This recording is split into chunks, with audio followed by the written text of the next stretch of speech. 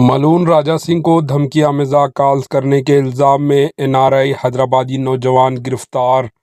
متنازع و نفرت انگیز بیانات کے لیے مشہور ملون ٹی راجہ سنگھ کو فون پر دھمکی دینے کے الزام میں آج حیدرآباد پولیس نے متحدہ عرب امارات سے حیدرآباد واپس آنے والے ایک حیدرآبادی نوجوان کو ایئرپورٹ سے گرفتار کر لیا۔ گرفتار نوجوان کی شناخت حیدرآباد کے بارکس کے رہنے والے محمد وسیم کے طور پر کی گئی۔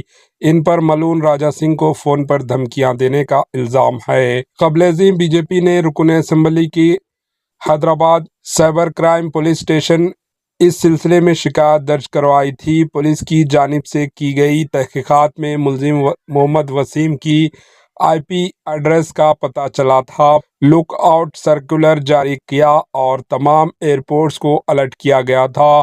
جب محمد وسیم دبئی سے حیدرآباد کے شمشاد ایئرپورٹ پہنچے تو سائبر کرائم پولیس نے انہیں گرفتار کر لیا۔